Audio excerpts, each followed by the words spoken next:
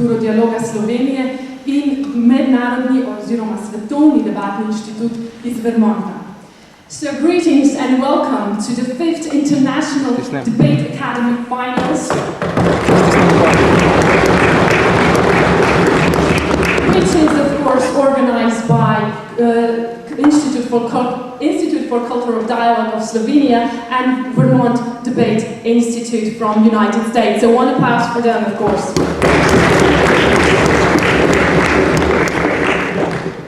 Also, I have to mention that this tournament that has started on Friday with the speech of President-elected Danilo Turk, if you all remember, was co-organized also by debate clubs of the University of Ljubljana, where I have to specifically mention Faculty of Administration, Debate Club Faculty of Social Sciences, and Debate Club of Faculty of Economics, where we're right now.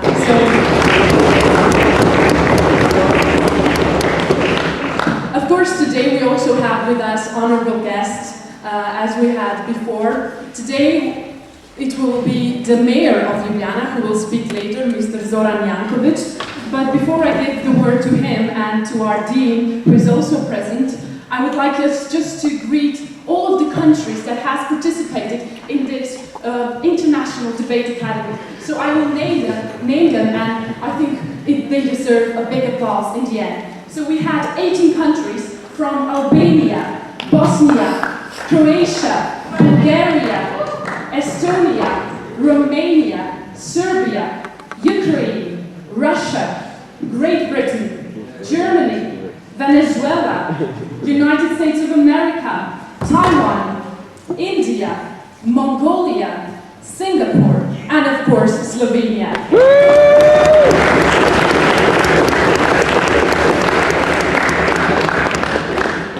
So now I would like to give the word to a man who was once a Slovenian Minister for Finance, and a really great one, and it's now the leader of our faculty. Please welcome our Dean, Professor Dr. Dušan Brano.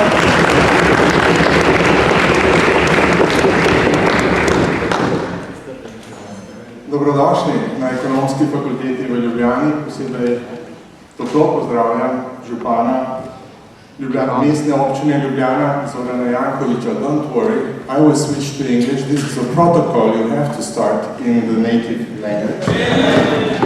Okay, from now on, I'm really glad that Edita and her colleagues, that is our students from Faculty of Economics, are part of this great event that is going on now for so many years already. And they did it to semi-finals. I'm very happy, and I'm supporting them. And if they will work hard, they will get maybe to the finals, where two groups are now. Okay, our school is really supporting this endeavor, because our school wants to be the best. We got accreditation, which is called ECUS accreditation. This is only 90 schools in the world have such accreditation. This is an accreditation of excellence. Of course, debating means that you win with power of an argument, not an argument of power. This is what I always wanted to do, also when I was in the government. And of course, we are supporting our students to go this path, not the other one. Okay, when I was a student and I finished my studies at the Faculty of Economics, I went to the United States in 1984. And there was a professor who said, okay, let's work together and let's write an article where we would compare Hungarian development with Slovenian development. And he said, what do you think that the differences of this development are? Okay, I said, let's think, Dušan, what are the differences? And I started explaining. I was going on and on and on. And then he said, oh yes, you think the differences are, and he said in one sentence what I was talking for half an hour. And there is a real lack that I had, of being able really to form my mind and in a concise manner, and to tell what I think in a short, very specific and clear words. And I remember coming back from the United States the next time, this was in 1991, when they interviewed me for Slovenian television, and they said, this is Dušan Mramor and so on, please tell us everything about valuing the businesses. And I said, how much time do I have? They said 25 seconds. So that was another shock. Of course, all that you will learn here, and not just learn, of course, you will also develop your skills in debating, will be very, very valuable in your everyday life. So I think this endeavor is really worth support, and our school is supporting you. Our group, of course, to get to the finals, and everybody else, of course, who is willing to come here and spend their time with us. Welcome.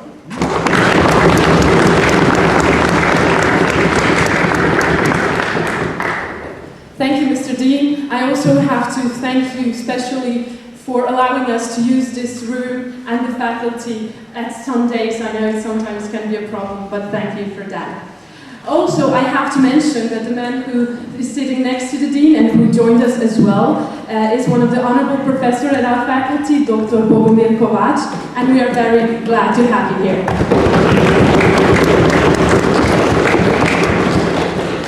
And now, of course, our honorable guest today. I have to mention, before giving him the word, 3 basic things. First of all, he was the student of our faculty, so I'm sure he's a great man.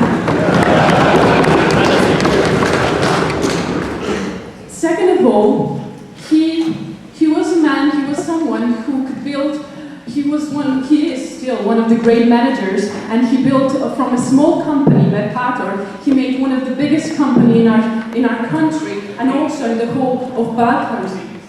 The biggest, of course, I have to. So one applause to that as well.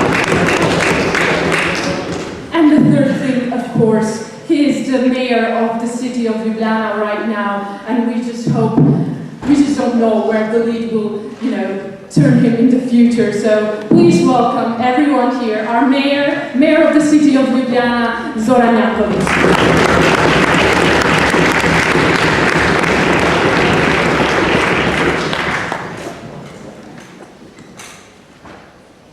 If I understand well, my school friend Dušan Mramor always short speech is very good speech. Spoštovani, dober dan in dobrodošli v Ljubljani. Z veseljem sem danes mediral pred vas. I'd like to welcome you all to this debate tournament on Sunday, and I'm very, very grateful and happy to be here. Zato so vsaj 2 razloga. Prvič, ekonomska fakulteta je najboljša fakulteta v Sloveniji, ena najboljših v Evropi. There are 2 main reasons for this. The first one being that the Faculty of Economics is one of the best faculties in Slovenia, one of the best in Europe as well. In drugič, Ljubljana je najlepše mesto na svetu. Shame, sir, shame. Shame. Debata za in proti, ki ima velik potencial za razvoj demokracije in sploh življenja na svetu. Debate, and especially the debate Centre for Debate, pro and contra, has enormous potential to evolve democracy and basically for the evolution of our society in general. In za naslednje leto bom prosil svoje prijatelja Bogomira Kovača in Dušana Mramorja, da data novo temo za ali proti županu. And for the next year, I will ask my friends present here to give us a new topic for or against a mayor. Pa to mislim čisto resno iz enega samega razloga, namreč tudi v takih debatah se da naučiti, kaj treba spremeniti, kaj treba popraviti. And I mean this extremely seriously, because even in those kind of debates, we truly understand and learn what needs to be changed. In samo prosim, da se razgledujete v vaši debati po našem zadnjem zasedanju parlamenta prejšnji ponedeljek. Da se ne razgledujete. Okay, I just ask that in your debate, please don't take precedence of our last Parliament meeting of Wednesday. Ne bo vaša debata jasna, strpna, tolerantna in predvsem v svoji debati uživajte v najlepšem mestu na svetu. Srečno!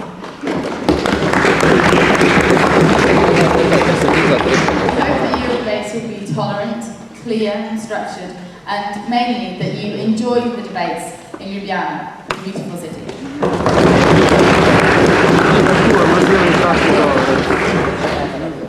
Thank you, Mr. Mayor, for your words. We are all once again very honorable to have all three of you, our honorable guests, today here with us, and we hope that you will stay and have time to see the whole debate. Or not.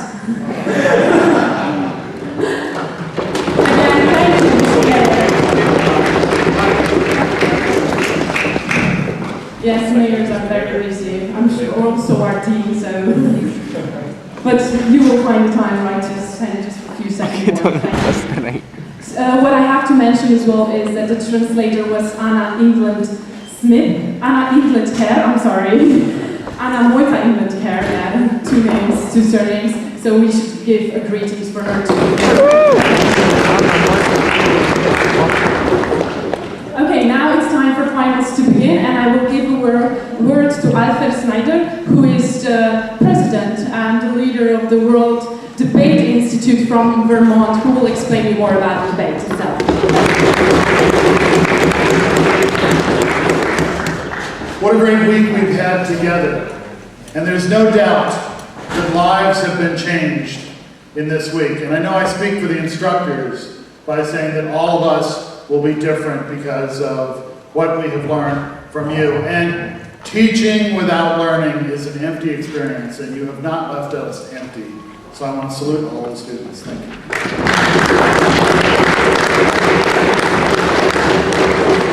Also, we do not just seek to change ourselves. We seek to change the world for the better with ideas. And in pursuit of that dream and that goal, we now have our final round. I'd like to announce the judges for this final round of the International Debate Academy, Slovenia 2007. From England, he's a former world's finalist, Neil Harvey Smith.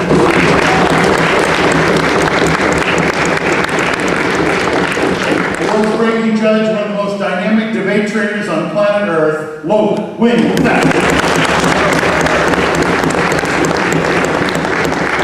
of the founders of the Berlin Debate Union from Germany, Jens Fischer. The president of the European Universities Debate Council from Croatia, Branka Marusic.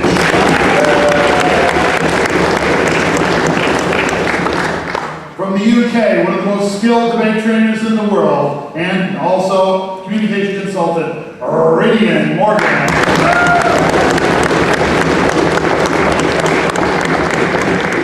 Having won American national championships, he now seeks a world national championship from Cornell University, Sam Nelson.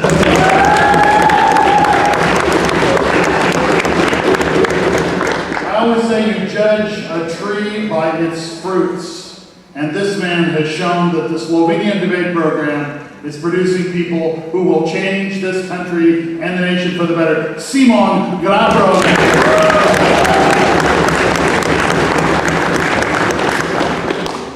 From Germany, we hope that she will perhaps visit us next year as a faculty member, if that's possible. Isabel Luther. Finally, the reigning European English Foreign Language Debate champion from Estonia, Uwe Kuhn.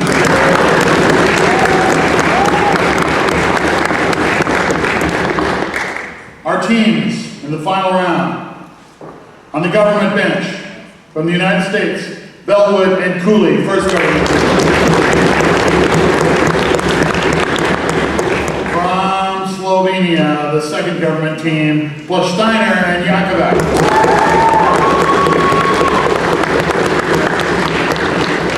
The opposition bench, from Slovenia, the first opposition team, Dobranic and Zimmerman.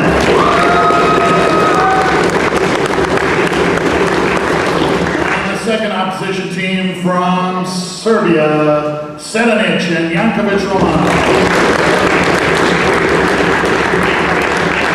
Okay, with the debaters to start in just a moment. The motion for today's debate will be, this House believes that financial support from the state should be sufficient to live on without requiring work.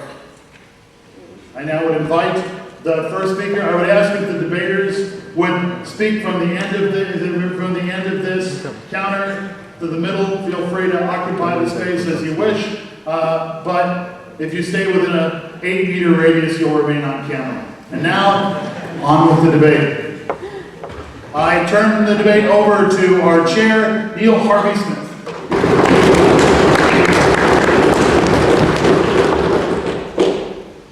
Thank you very much. It's all sorted. Thank you very much. I would like to welcome you all to the final and remind all of you that the speeches in this final will be 7 minutes long. In the first and last minutes, the second time, which will be offered. This is the noise that you will hear. It should be loud enough to denote at the end of that protected time. That being said, I would like to welcome the Prime Minister to open the case for the government.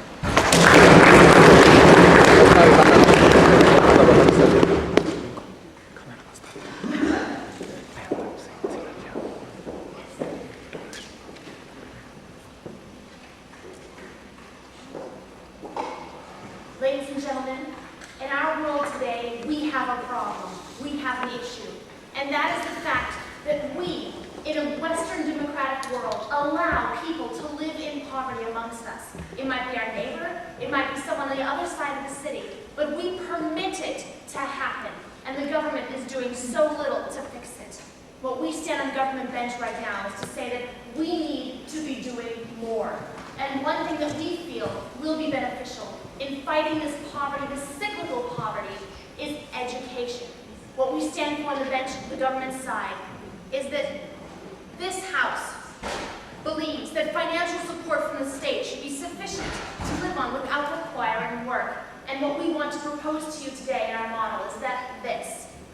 If we have a student who coming from high school and wants to go to either vocational school or to college, but shows financial need and is incapable of doing so, we will financially support them in such a way that they will not be required to work, they will not be required to step out of college or out of vocational school, so that it will, in the long run, fight the cyclical poverty that we find ourselves in, which is a tragedy that we need to be fighting. Now let me go ahead and explain for the opposition bench so that they exactly understand what we mean. What we mean is that there's a problem right now. We have a lot of teenage dropouts in high school. We have kids who, their families need them to be working. And obviously this need is because some of it is because they cannot support themselves, because they either don't have the education, they don't have the capability because of language barriers or whatever that might be, and we want to help them. So what we're going to do, is go ahead and remove that student from their burden and say, you cannot afford the college and the vocation that they need. We will take that on for you.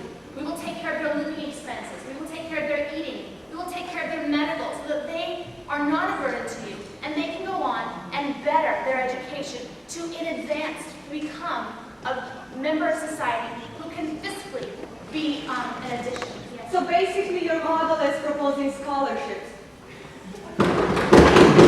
Scholarships, ma'am, usually mean that you're simply paying for tuition. We are doing more than that. We are saying we are going to pay for not only your tuition, but also your living expenses and your medical, so that you are not required to work, so that you are free to learn and to grow in that knowledge of being able to apply your skills that you were born with, so that you can be a productive member of society, capable of fighting poverty.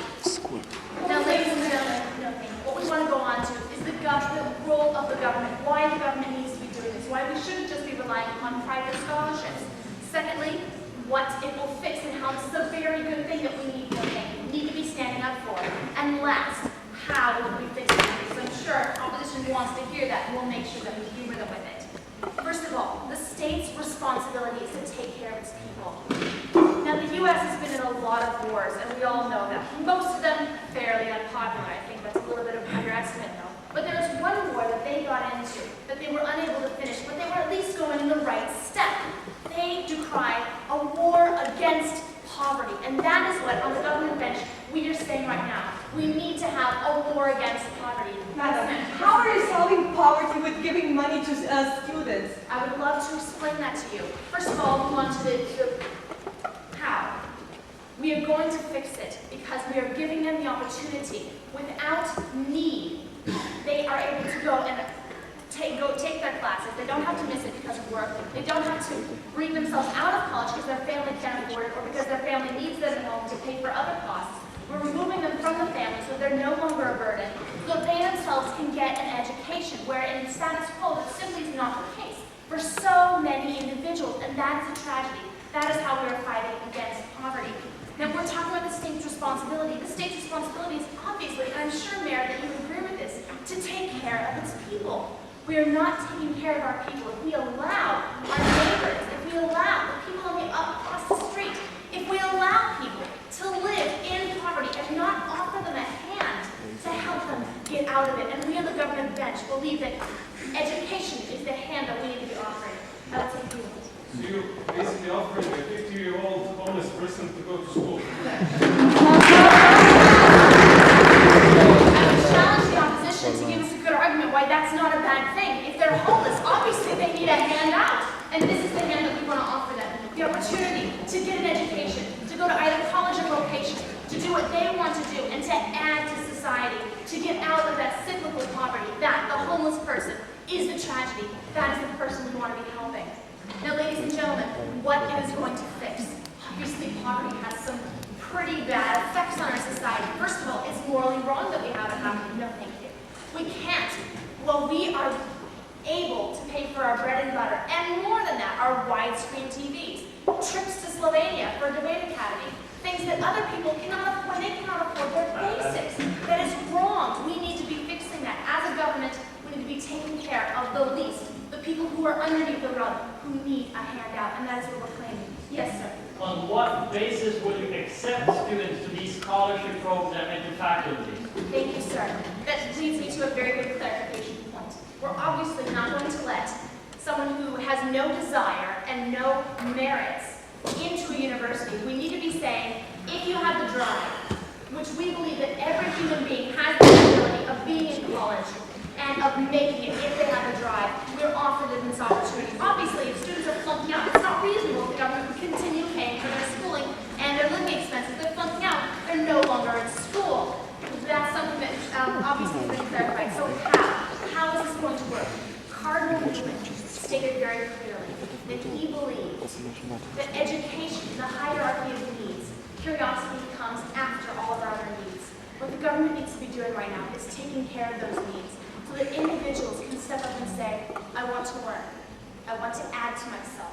I want to step forward in society and be educationally capable of contending with other people who had opportunities that I didn't have. And that's what we want to offer them. Cardinal Newman, this was extremely correct. Education is very important, and it only comes after those needs are met. We're meeting these needs so that people have the opportunity to fight, and that is how we want to stand. Ladies and gentlemen, our government branch stands against poverty. We are declaring a war.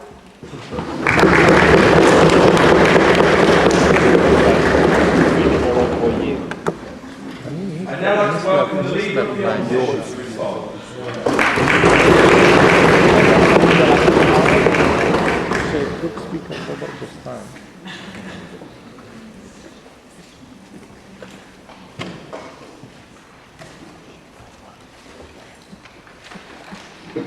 As far as we, the opposition, see it today, the government has missed the debate. But since this is an educational process, we are willing to show the government its flaws in their whole flawed debate. So let's take a look at what they have stated. They have stated that we have a problem of poverty because we got homeless people on the street. We got poverty in our country.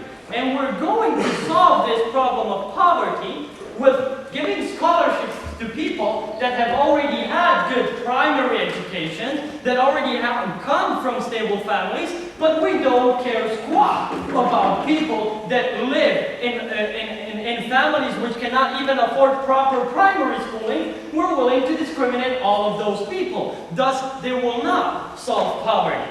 Furthermore, they're saying we're going to accept people based on their merits. We all know that a person is living in poverty from the beginning of his life, not from the point he goes to university. So basically, the people get a worse education from the beginning of their life. And basically, those people who live in poverty get worse primary educations, will not do as well on those tests they would might want to prove their merits, thus will not get into college. Again, we are not solving the problem of poverty. No, thank you, madam. They say, how are we going to solve it? We're going to give people opportunity.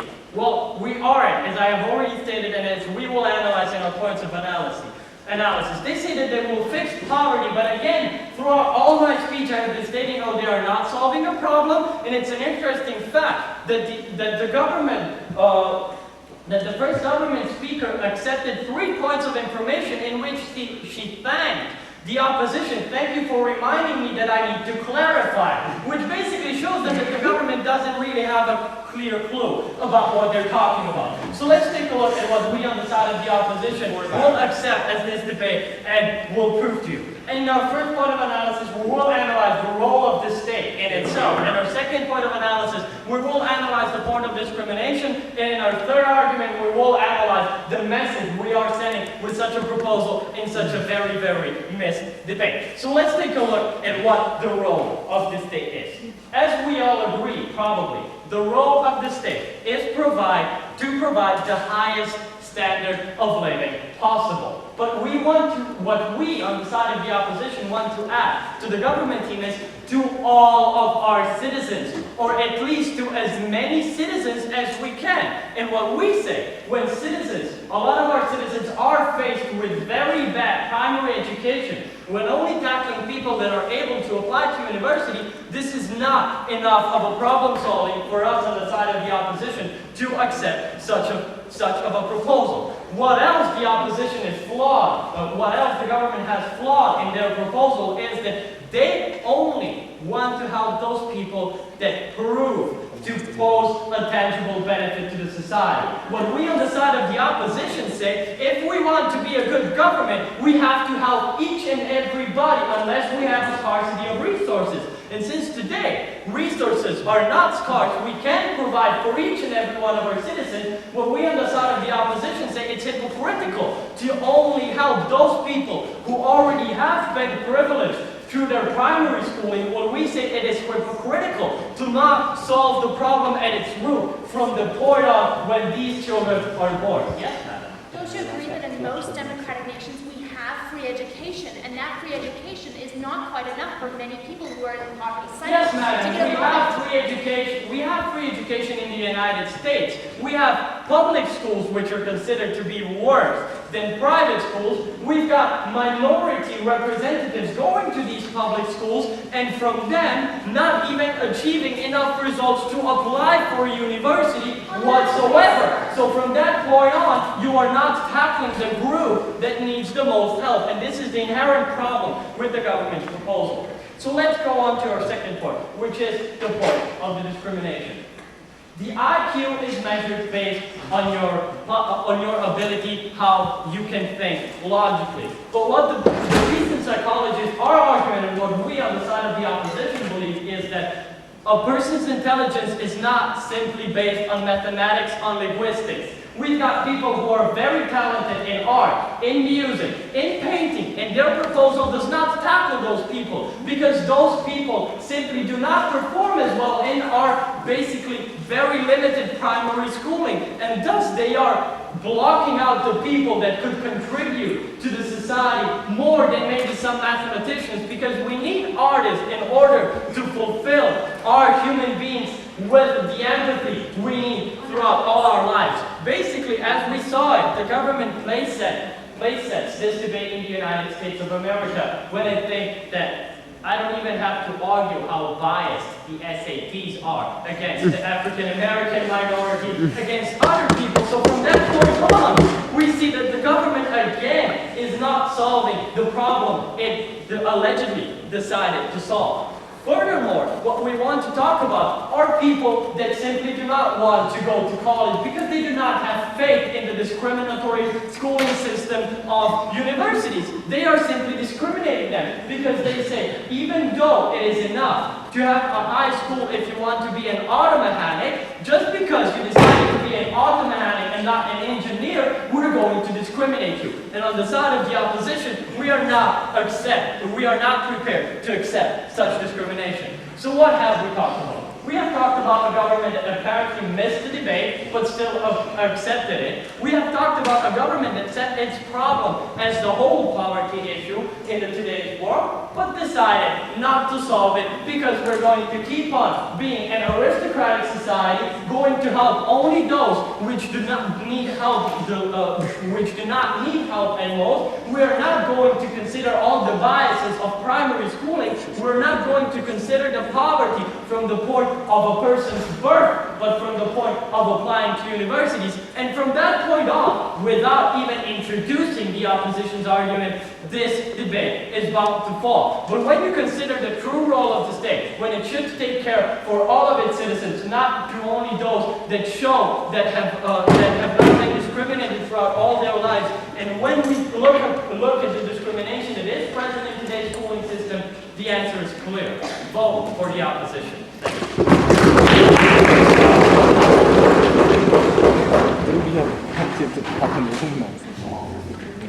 I believe the opposition for a speech. I have pleasure to welcome thanks for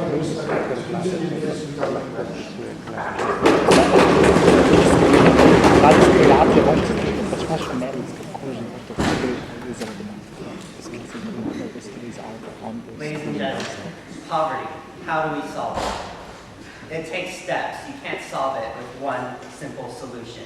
Poverty is a big problem, and it's going to take steps to solve it. And what we are presenting is the first step.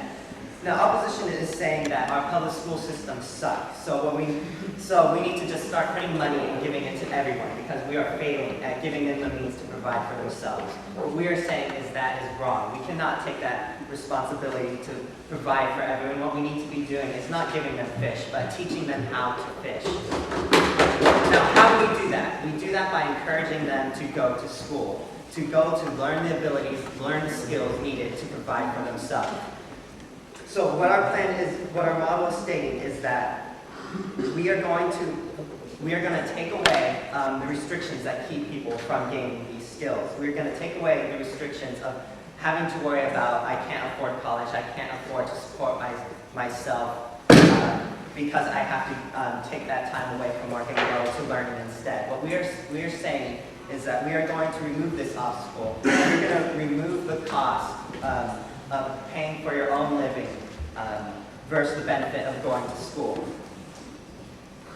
So they bring about the point of the public school system is failing a lot of people. Well, that doesn't mean that we just print out money and give them money to make up for this failing. What we need to do is improve the public school systems, and our model does not contradict that. It does not eliminate the possibility of doing this. What our model does is instead it affirms and supports the importance of schooling. It shows how important education is for people, that we do need to educate people, and this is how we're going to solve poverty, by making people more capable of taking care of themselves. Yes. But education does not start when you get to university. Those people who get to university already were well educated. We need to tackle the problem at its root when people go to primary school. And you don't solve this problem by handing money to everyone. You don't solve this problem by saying we failed, let's just not try anymore. We solve this problem by showing how important it is to have the ability to go to college. How important it is that we start giving people the means of being capable to earn the right to go to college. And that's what we are trying to show.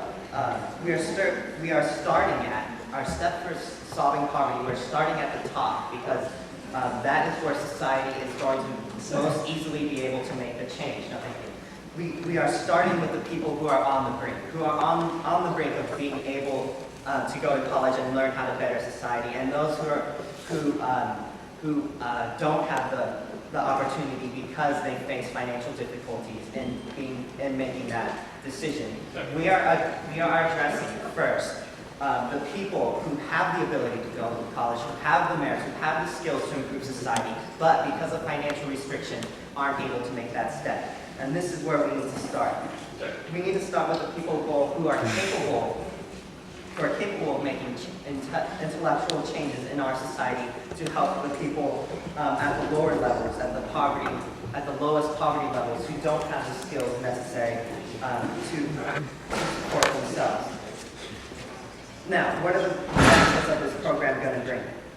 First off is that it's going to bring a more equal balance of wealth. How is it going to do this? It's going to help bring the people who are on the edge, who do not have the ability to go to college just because of their financial burden, just because their families can't support them. And so they have to give up this right, they have to give up this ability to further their education, to further their skills, which they could apply to society because of this burden.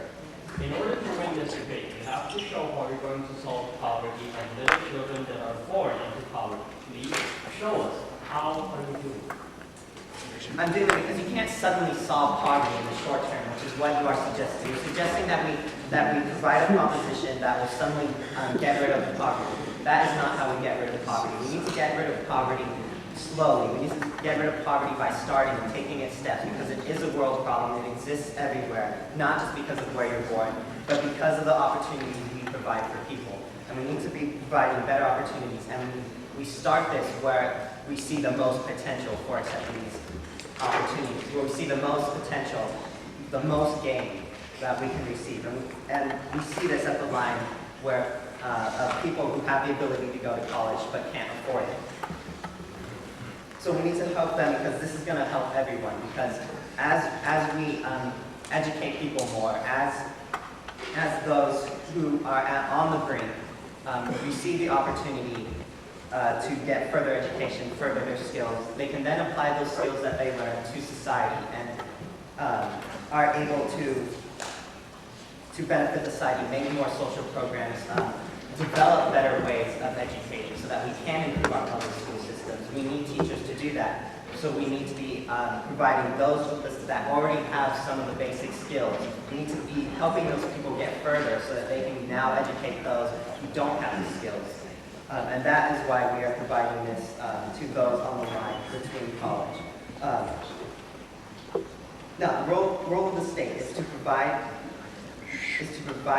its people with the means of helping themselves, of living, of not being reliant on the state, but instead being able to help themselves. And to solve this, we are helping those on the edge, helping those on the brink who have the skills, but because they have the burden of financial burden blocking them, are unable to fully develop those skills, are unable to develop those skills enough so that they can help society. And these are the people we need to help. We need to help the people who will be beneficial to society, because this is how we will help everyone, by first helping those who most contribute to society. And that is why we need to support this motion.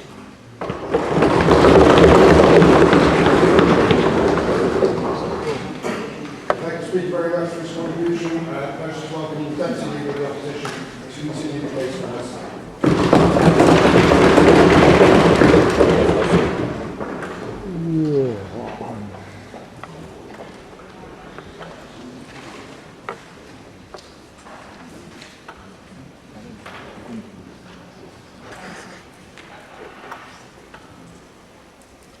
Dear friends, human beings are not rational. They are rationalizing. And that's why this is the problem of the opposition.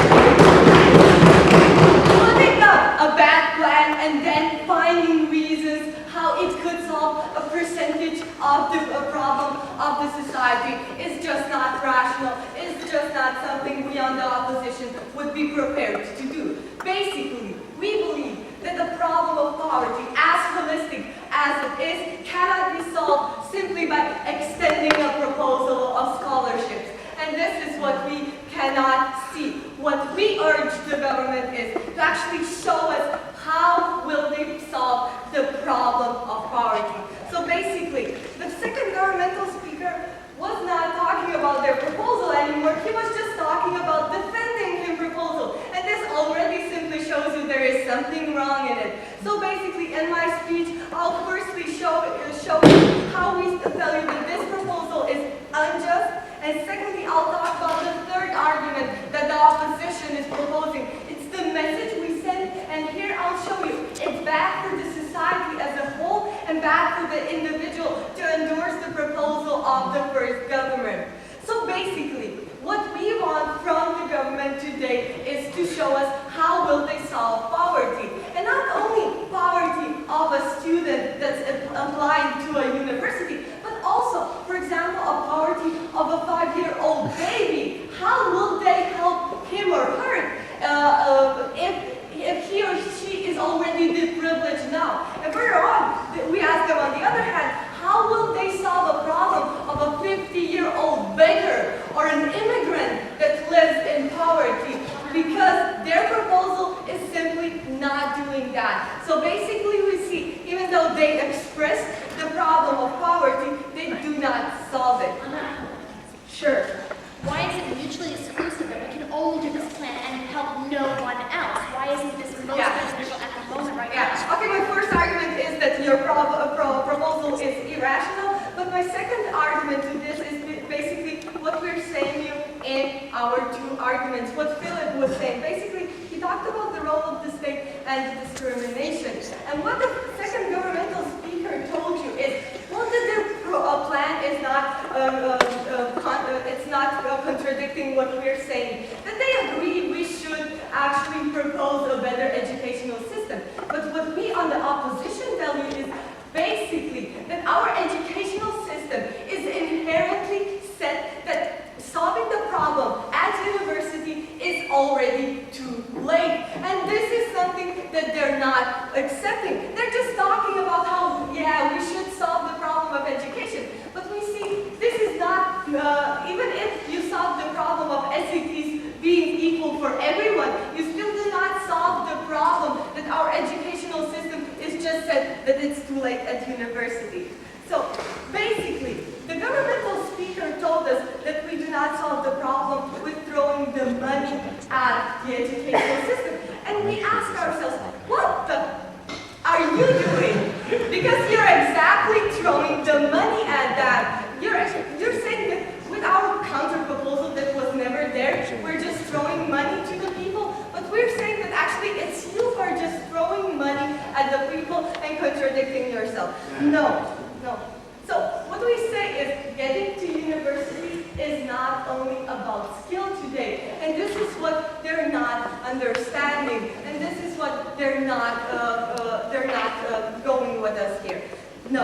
So basically, I have shown you that they do not solve the problem they themselves set, and secondly, I have shown you how it is inherently unjust to propose this kind of a proposal. Let me now go to the new level of the debate. Let me talk something about what underpins today's debate. It's basically, if we actually accept the proposal of the government, we say that work is not necessary. We disincentivize the students. No, thank you. We actually say, for example, if I'm Igor and Igor is doing this, why would I work if I can be a student and get money from the government? No, thank you.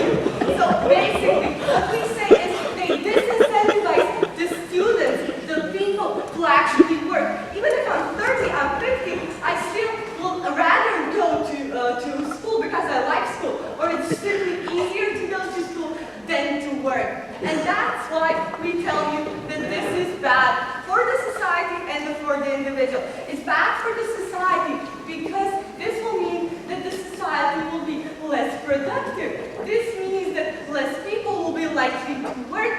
This means that lesser paid jobs will be less filled. And this is the problem that they're not solving. Secondly, it's also bad for the individual because you do not endorse the philosophy. We say that the government endorses the philosophy. We will give you the fish. We will not teach you to fish. Basically, they say work is kind of good, but if you do not have the, if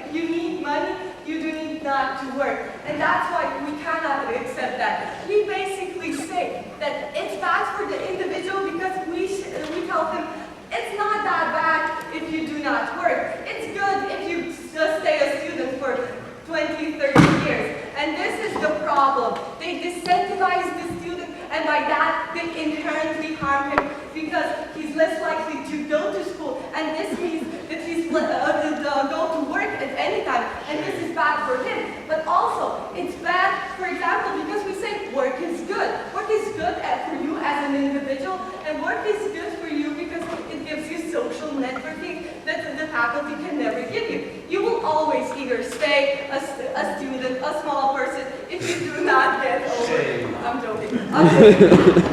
So basically, we believe, because it's really harming the society, and it's harming the individuals, our government should not endorse it. And here again, the role of the state comes into play. We believe, as the government tried to ask you, that the role of the state is to help those who need help. But with that, with their proposal, they're not actually doing this. They're just disincentivizing the people. So that's why, because the problem of poverty cannot be simply solved with the proposal, and because it harms the society and it's unjust, we beg you to oppose.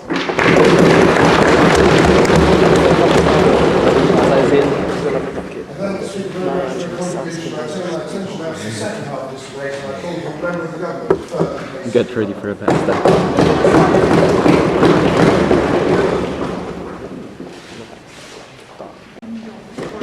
You can do it! Mr. Speaker, thank you for the floor. We've had a very good debate thus far.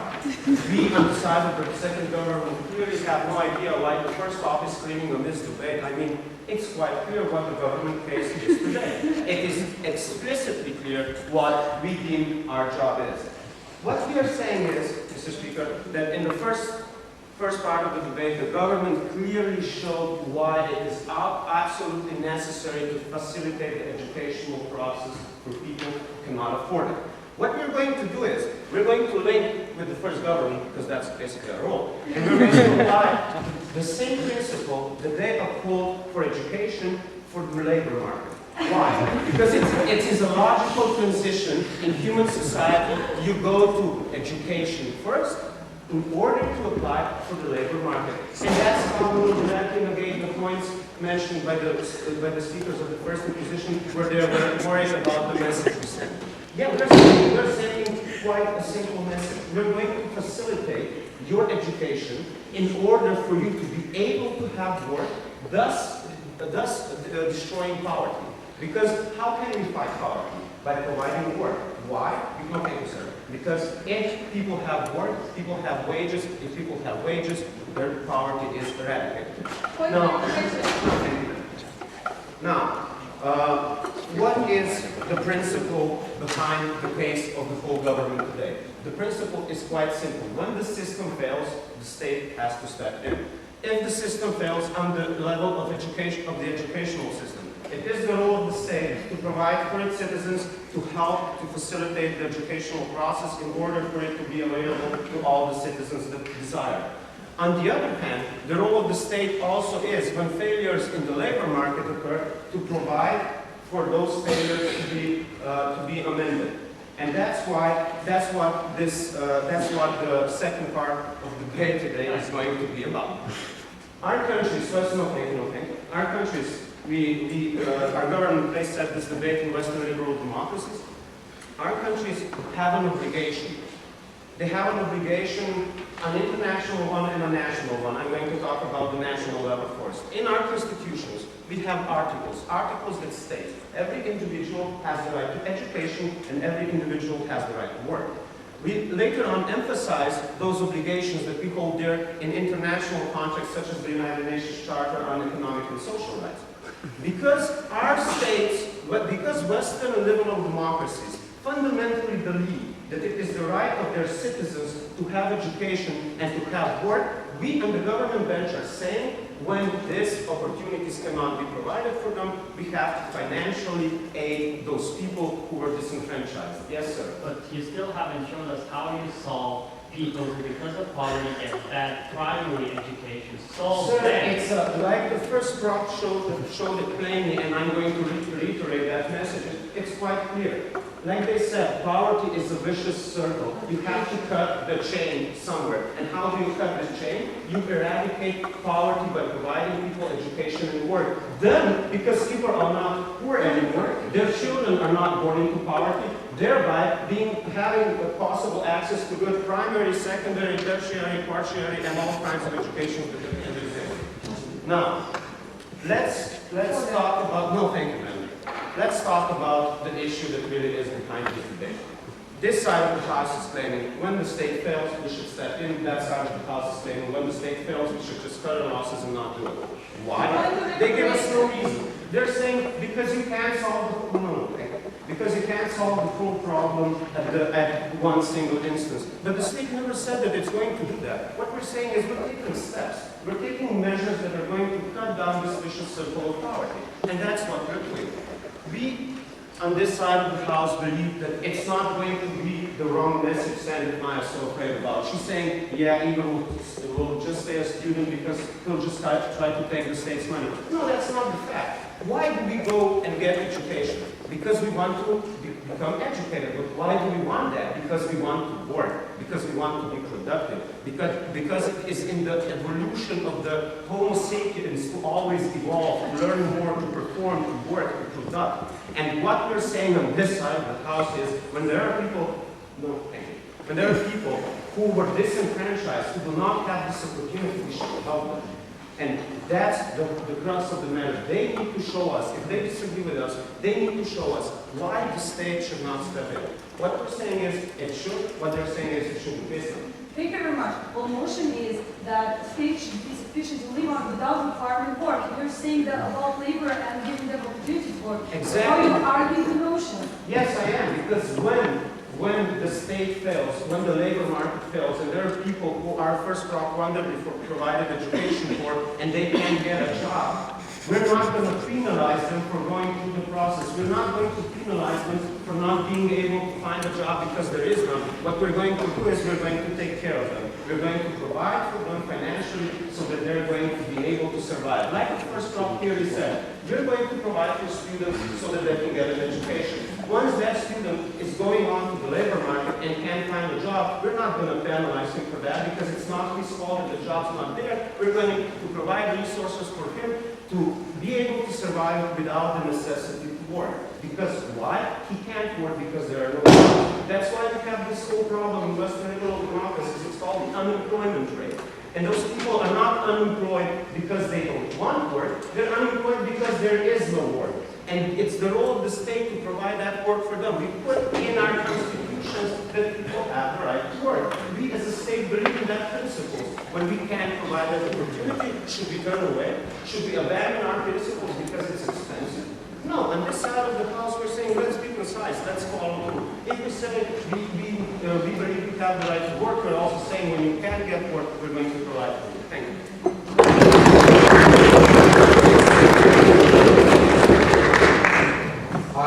Thank you very much for this contribution. I have pleasure now to welcome a member of the opposition bench to continue the case.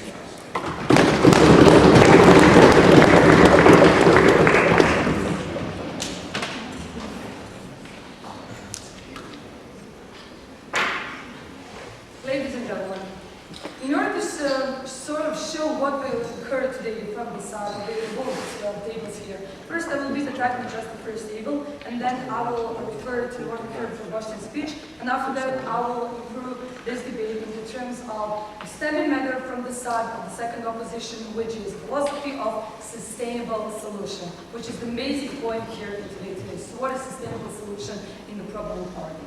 Basically, on the first table, in terms of poverty, the first government table didn't very well identify critical group. As we see, every other group suffer even more from the poverty than the one they mentioned. There are already possible solutions about scholarships that could be useful, if not even the same, the one they mentioned. And it is quite an efficient plan because mostly jeopardized groups in terms of poverty still won't have a chance anyway to, according to merit, receive this kind of help. And of course, what about people who cannot study because their family solutions and family conditions, etc., etc. So basically, first table of the government proposed use this discriminatory cover action, which is not really the point. issue there. Now, moving swiftly along to the second government table, what we have heard is slightly communism proposal that in terms when system of labor fails to provide with work, which is definitely, according to them, the failure of the labor, of the market, etc., the government should step in. Now, first, we challenge if it is in favor of the motion that we are supposed to defend.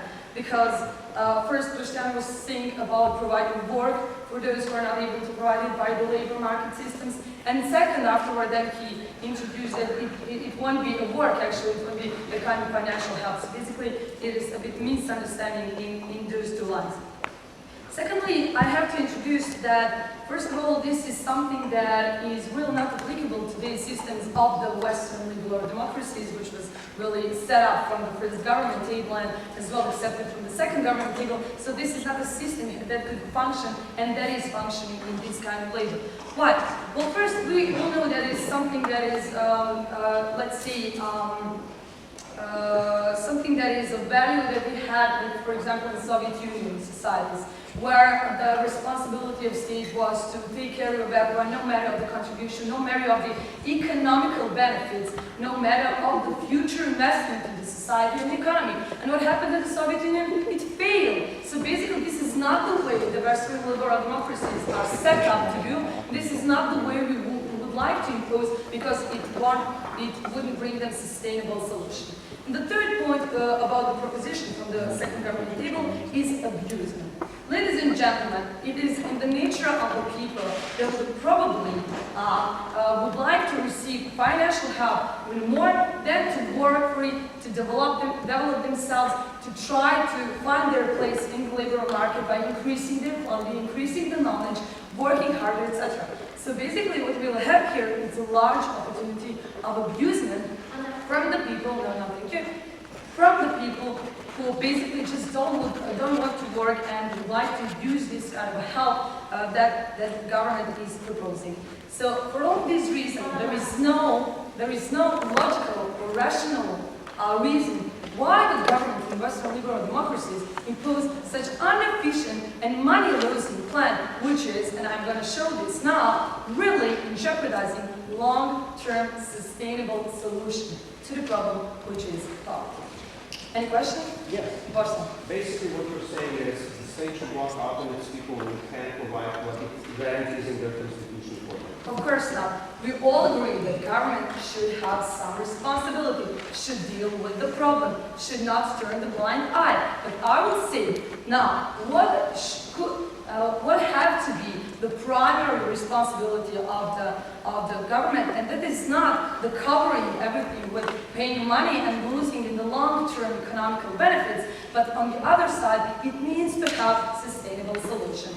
Therefore, I will explain what is the problem with public funding per se in the kind of their proposing from the vote tables of the government. Now, so in this example that were mentioned and brought up from both sides of the government, this kind of public funding actually will bring in long term to the inflation, because more and more people will receive financial help, therefore money from the government, and on the other side there won't be added value or any kind of contribution from the workers to the added value and the state itself. So basically we will have the situation where government and state is giving more and more money to its citizens without giving anything back, without adding a value. So basically it will come to the decreasing value of money, inflation, which is jeopardizing in the long-term economy of the country, and in the long-term in jeopardizing even the society and the individuals in the term of great unemployment.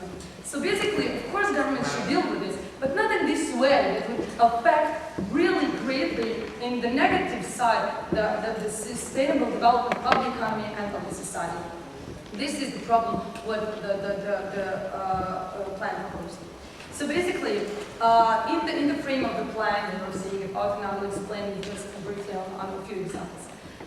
They're proposing, first time was proposing financial help to the students, future students, etc. The second kind of table is proposing something really else. But then again, it's again financial help if you want to doesn't have enough money, etc., etc. Basically, this help is going to just be money wasted because there will not be contribution from those individuals to the economy and the sustainable development, which is going to jeopardize and increase in majority of people in the future, therefore increase the unsustainable of the country. And what is most important, it will affect poverty, which are trying to fight. It will affect poverty in the way we're going to increase poverty. So basically, not only that they have like money spending proposals that reduce this, there are on the long term, on the long-term solutions that are really in jeopardizing the sustainable development, in jeopardizing all the values of the state, and they're increasing poverty and economical negative aspects. So for all these reasons, I beg you to propose the sustainable development and to propose today's plans from the side.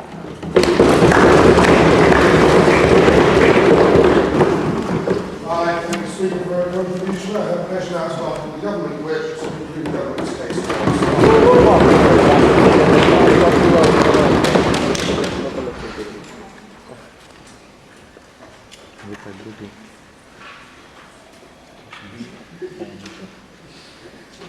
Mr. Speaker, ladies and gentlemen of the House, we on the side of the government concede that a sustainable solution is best. We concede the fact that we want a sustainable solution, and that is what we are providing here. The second opposition is speaking about how they want one and we need to ensure sustainability and put no proposals here on the table. We, on the other hand, have put proposals on the table, proposals that provide us with sustainability in our market, in our societies, and I will go through this once again and prove to you with beyond any shadow of a doubt, so to say, that such a thing is in fact what the government is proposing. Now, let us firstly talk about the current system. Let us talk about whether the current system does in fact provide us with sustainability. The obvious answer from the side of the government is no. Then let us talk about what the role of the state in such a system is. And then finally, let's talk about what our proposal does. Now, is the current system enough?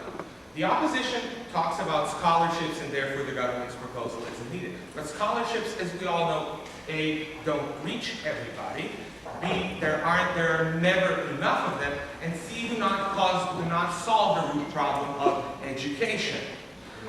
Secondly, we have a system of social support, of welfare in a sense, for people that don't work. Currently, these supports in our societies are so limited that people have to resort to other measures. People have to resort to criminality. People resort to trafficking drugs and so on and so forth.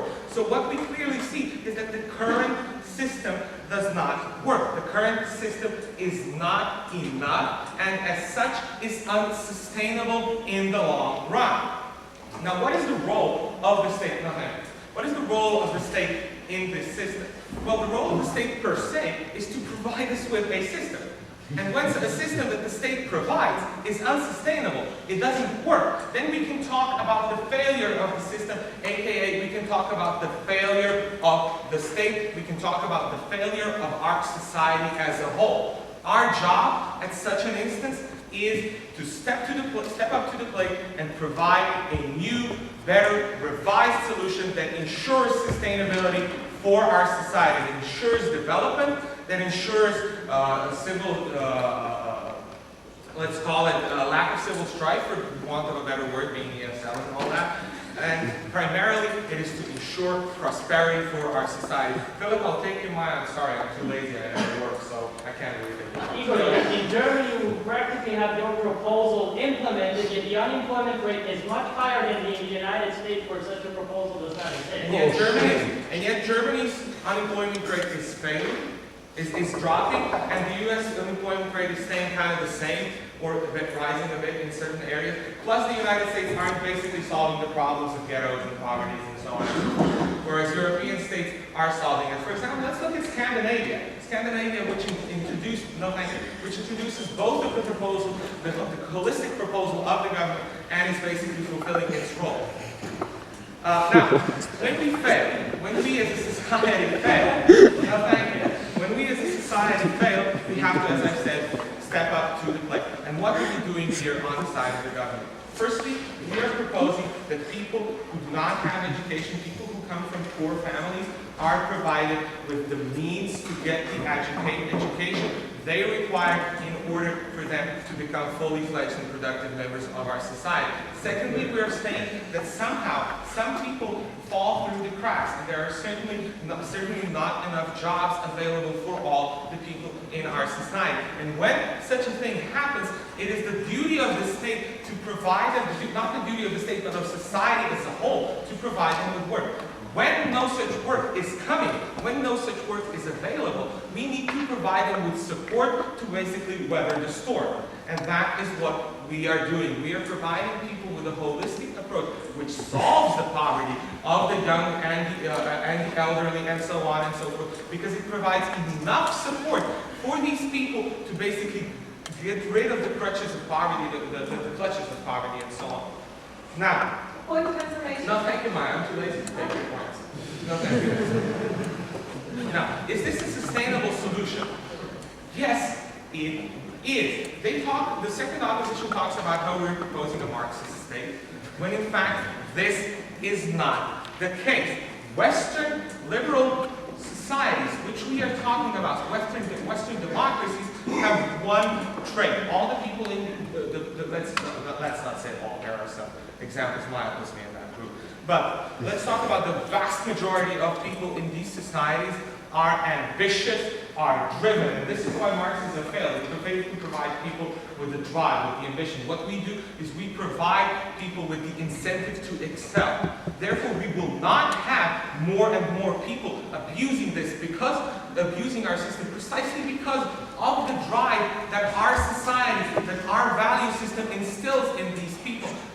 This is simply a boost up. The state is providing you support until you can get back on your feet. What they're proposing is some mythical solutions that never existed, that have failed all over if someone tried to implement it. What they're saying is basically, let's have a laissez-faire society. And such concepts are passé in Europe and in the United States. We have the legacy of FDR. We have the legacy of labor movements. We have the legacy of Marxist movements as well. And all this legacy combines to give us the society we have nowadays.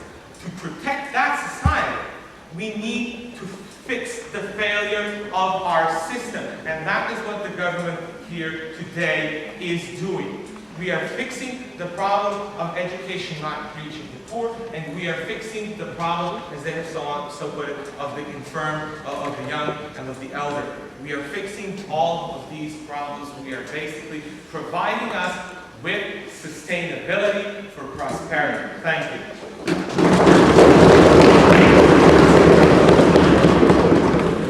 Thank you very much for this contribution. And now, to deliver the final speech of this debate, indeed the final speech of INAS International Debate in Slovenia 2007, the opposition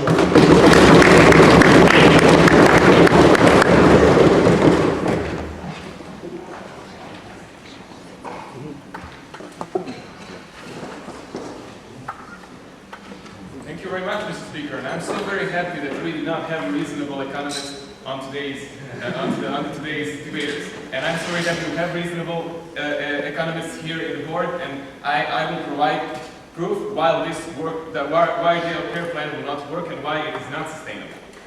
First of all, let me talk a little bit about our second government and their very idealistic story about how we will give jobs to people who do not have a job, so that the state will provide jobs for the people who do not have them. First of all, it shows that our second government did not attend the academy that we had, because they changed the plan a little bit. And the second thing, because they were kind of squirreling the whole thing, because in the motion we have the motion ends to live without work.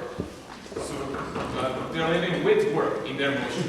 So this is the problem that we have. But first of all, their plan is to have governments pay people who do not have work. Why this is not working? Why this never worked? Why this was one of the main things why communism failed in the Soviet Union, for example, is because when you have inflation, when the governments pay for work, and when governments pay for work, that is not exactly the things that people are going to pay for.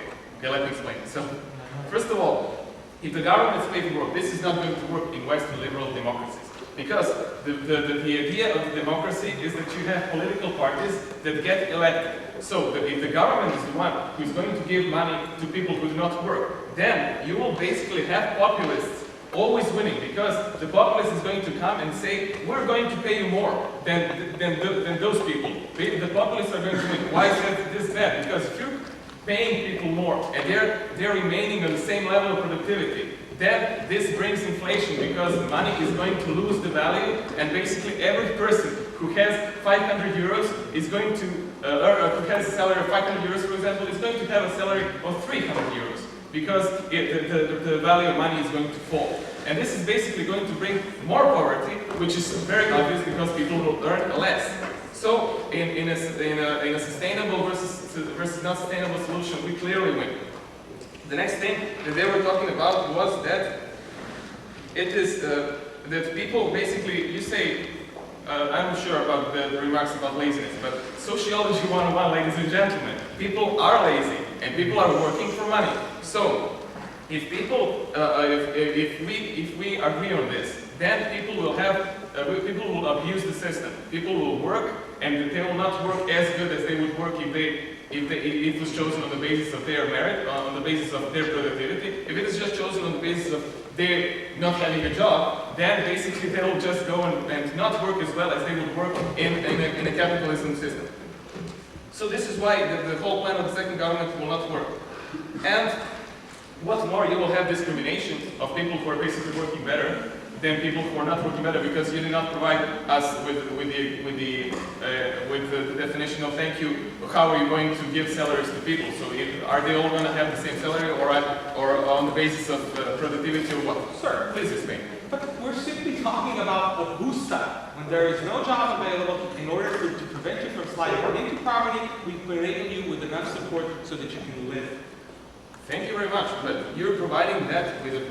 We say poverty is pretty bad. We are not standing on the side of poverty. Poverty is bad, but we're saying status quo is dealing with that much better than your plan. And status quo is the thing that we have that is sustainable. And we have less and less poverty in Western liberal democracies. We have more poverty in Africa, which is going to address what the first opposition was talking about. The first opposition was talking about basically the main clash.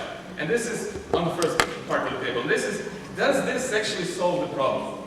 So, does this solve the problem of poverty? We say this is not going to solve the problem. They are saying they will contribute to society better if they get better education. We're saying the things that let me remind you what the first opposition said. People who are going to benefit from this are people who already have better primary and better secondary education and have the incentive of going to the university. So you need to work at the core, you need to work at the primary level education, not at the higher education, because this is just going to bring these people to university who already want to go there. And what's more, you are basically, the only change that is not in status quo is we have in status quo already scholarships by private companies. So you can go and find a private company that is going to give you money to go to school, and then after school you're going to work for the company. And this is basically how the education systems work in Western democracies. I think we think this is very sustainable. I think and that your plan is to change this, and we think this is wrong, because the people who are actually the problem that we need to solve is the problem of poverty. And people who are in poverty right now are not people who are thinking going into higher education because they did not get a secondary education, for example, and because they really need time and they really need to work to provide money for their starving families. So no, thank you. So what these people are doing, these people are struggling to come with money, and they're basically do not have. If you have a single mother with 3 kids who is poor, this single mother is not going to go to education because they're going to die. So the next thing is the economic, what they were talking about is the economical devastation that this will bring, the harms that the whole plan is going to bring. Why? Because you have jobs in today's society that are very not favorable but are needed. So basically, you will have people, either you will force people to work, to do something that they do not want to work. So if I don't have work, you say to me, well, you can be a garbage collector or nothing. And I don't want to be a garbage collector. We have these less favorable jobs. We have jobs that are really hard to do. We have miners, we have construction workers, etc., etc. So basically, with your plan, these jobs are going to they're not going to get filled. They're not, and we need those jobs in today's society to remain and to be sustainable. What is the biggest word that you need to remember from the second opposition? So because of all these reasons, because this is not solving the problem of poverty, because this is bringing harms, because the status quo is much better and much better functioning, we think that you should oppose the motion. Thank you.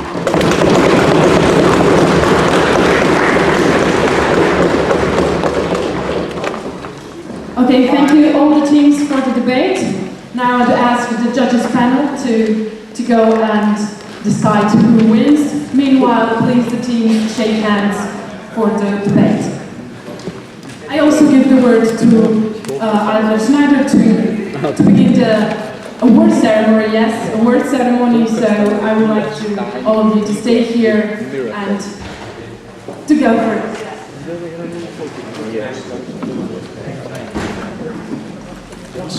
Let's go over to the other lecture for a